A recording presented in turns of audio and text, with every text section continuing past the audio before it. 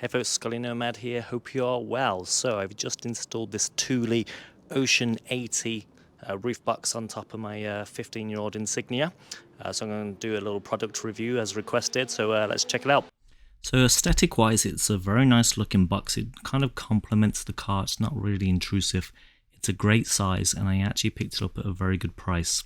Now it's actually my first roof box. I've never installed one prior to this and I found it very easy, so I'll show you how to do that.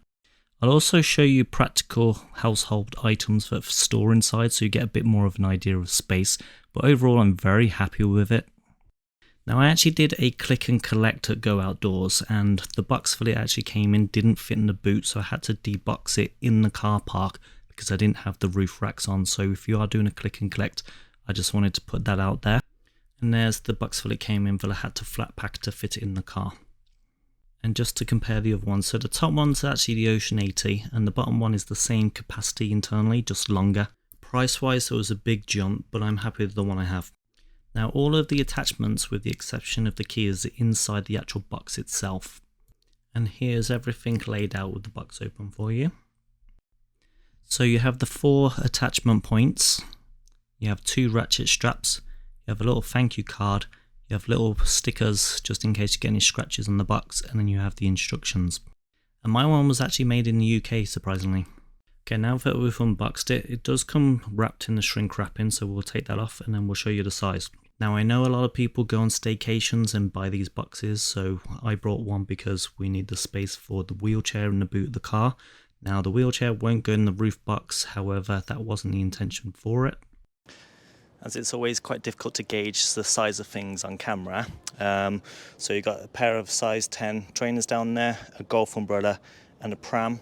That is just a carry-on suitcase over there, and I am just under 6 foot, so 5'11".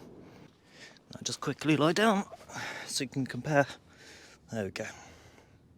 Now I thought I'd just do a test load using household items that are familiar size to everybody, so I'm using a suitcase here, which is a standard carry-on suitcase.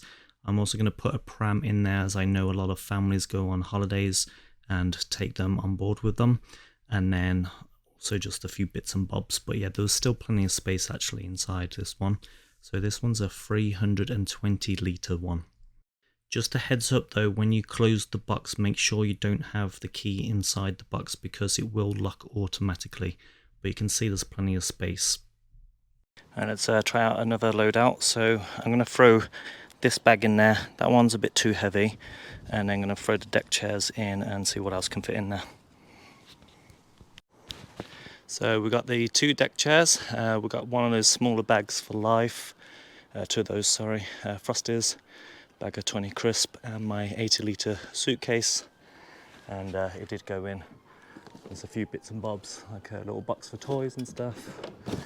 So let's just make sure they don't get too squashed. So there we go. Yeah, let's throw it on the car and see what it looks like.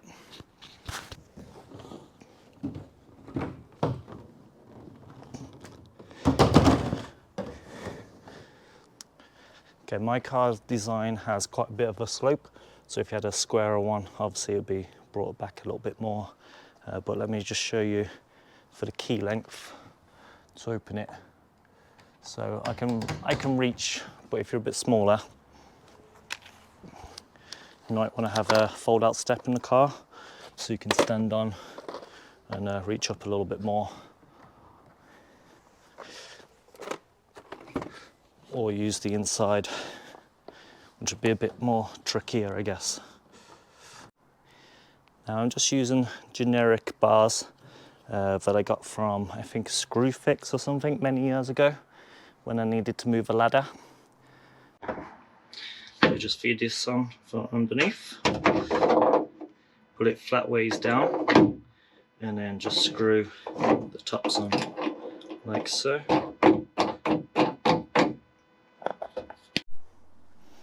So I didn't tighten them all the way, just so I can slide it into position.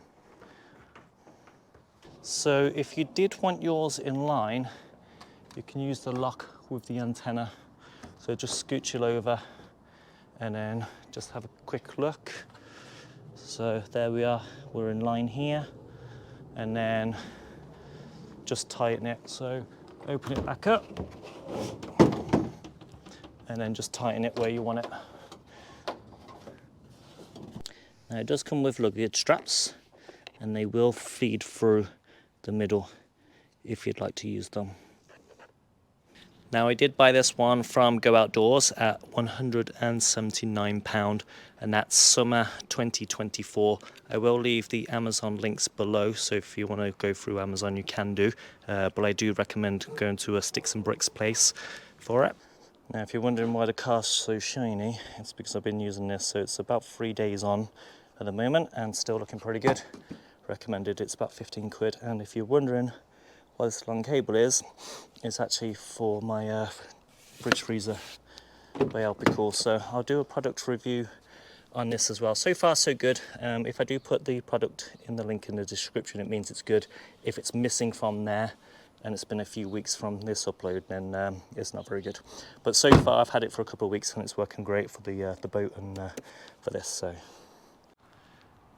So we've reached our destination. So along the country roads I didn't really notice any noise. However, when I did go over 50 miles an hour, it did get a bit noticeable. So I would say it was the same level as opening your back window as you're driving along. But yeah, very happy with it, and I would buy it again. So I hit 125,000 views, which is amazing. Thanks for watching, thanks for being fans.